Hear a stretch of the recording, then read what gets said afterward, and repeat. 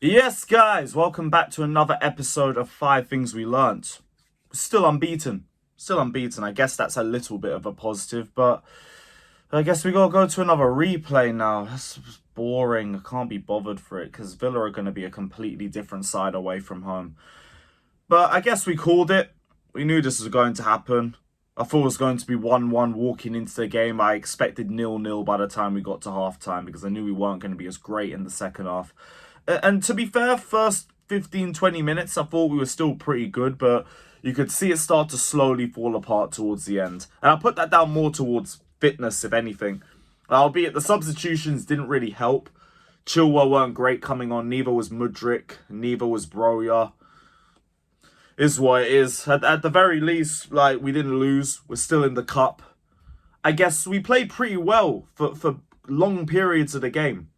So that's a good side as well, but not really a lot to take from this sort of game, other than the defensive work and the fact that we wasted a bunch of chances yet again. Like, it's just typical Chelsea at this point. But yeah, big up to everybody just locked in. Hit the like button, subscribe. Let us know all your thoughts down in the comment section below.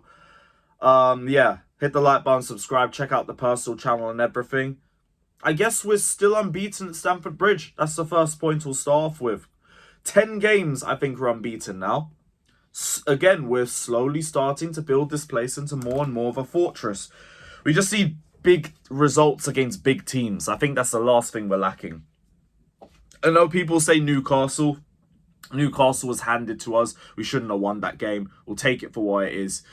But in terms of the unbeaten run, I mean, it's positive. It's something that can instill confidence in the players. It's something that would instill a little bit of fear in oppositions going into Stamford Bridge, because now it does feel a little bit like the Stamford Bridge of old. I only say a little bit because, like, we could still be doing a little bit more in terms of conviction, in terms of our finishing, to a point in terms of game management as well.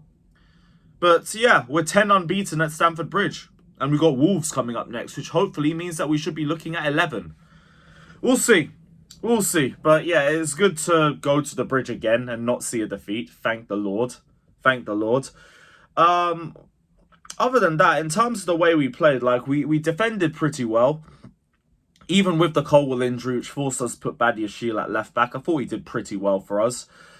Obviously, we weren't going to get a lot of overlapping from him, but I didn't expect that from him anyway. Like, he's being played out of position. This is his first game at left back. He did the defensive roles well. There was one mistake in the second half that nearly led to a goal. Thankfully, it didn't. But other than that, he did pretty well. Gilchrist at right back as well. Another good performance from him.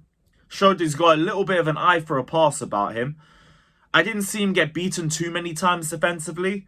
I know his header did lead to the goal that got disallowed for offside, but it was bad luck. It was bad luck. He went for a diving header, and then it bounces off somebody straight into Douglas Luiz's hand. Like, what are you going to do about it? Maybe you could say he shouldn't have gone for the dive, but even that's just a little bit of inexperience, and, like, that's going to happen with a player of Gilchrist's age, so I'm not even that annoyed about it. It got disallowed, we move, it is what it is. For the most part, he had a good performance.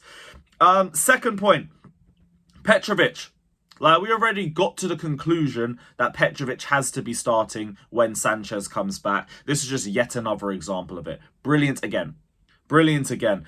He had a quiet game until about the 70-minute mark. And then he got pulled out for about 2-3 big saves. And he was still awake for it, which shows a lot about his concentration. That's another very good positive for him. I've seen goalkeepers like Kepa have nothing to do for 70, 80 minutes and then concede a goal with their first shot on target. Petrovic is showing more and more positive signs by the week. And that chance in the second half as well. If that was Kepa, these men are calling it unsavable. Nobody would have saved that. No. Someone tall enough to play in goal would have saved that. Like, some people just aren't cut out for playing in goal. I thought I was a goalkeeper back in the day. And then, do you know what I realised? I'm not even 6 foot. What the hell am I doing in the net? Get out of there and start doing some running, because I'm not a goalkeeper. Same thing applies to Kepa too. Third point, let's just touch on the finishing, because that was the real problem in yesterday's game. Like, we did get a bit worse towards the second half, but the biggest problem was that we should have been 1-0 up by then. Madueke and Palmer both had brilliant chances that they should have done better for. Palmer had about 2 1v1s. One he just rushed. the second one he miskicked, which I don't really know what to say about those because he should have done a lot better, at least for the second one. At least for the second one. You got to get a better touch on that. The ball was literally passed to you by the goalkeeper. The first one, I could put that down to the speed of the game and everything. Second one, he should have done better for. Madueke did well to bring the ball forward. The finishing wasn't good. The first chance, like, bro, you could have taken that on your weak foot. And, like, if you're a professional, I'm always going to believe you should be able to use both feet. Because you're training every day. Like, you mean to tell me you train every day and you can't use both feet? We've seen Madueke score with his weak foot. I think he did that against Luton. Correct me if I'm wrong in the comment section. But with that in mind, like, he should have done better. And then the cutback, like, it does go to the keeper. People say it's a good save. I'll say whenever you do a cutback, you should be trying to aim for the far post. Maybe because, like, the ball was passed to him from a very short angle. He didn't really have a lot of opportunities. But I do feel like I'm just waffling with that too. I think that the finishing just wasn't good enough. It wasn't good enough. Again. And that's just typical Chelsea. That's just typical Chelsea. Not good enough. Yeah. At least we didn't lose. At least we didn't lose. Partly because of the way we pressed. We pressed really well for good periods of the game, which kept forcing Aston Villa into mistakes. That was going to be my fourth point. And yeah, like, we set up really well for this match. I was a bit confused with certain parts of the lineup, but again, it didn't really lead to anything that bad, so I'm not too annoyed about it.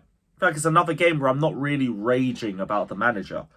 Which, I mean, I guess that's a positive. That's a positive. Last point, Caicedo. I do want to talk about Caicedo because his performances keep going under the radar. I've been telling people that this has been our best performing midfielder this season, and people don't want to listen to it because of price tag tax. No, Caicedo does his job excellently. Don't talk to me about how much we paid for him when he's performing well, because when he's performing well, the price tag doesn't matter to me. Off the ball was excellent. Passing, defensive work, excellent. His long passing was ridiculous yesterday, by the way. Brilliant performance from him. Brilliant performance. And yet again, the best midfielder on the pitch by an absolute mile. But people do not talk about Caicedo enough, which I don't get. Actually, I do get it. It's because he cost 150 million and people aren't going to talk unless he gets GNA.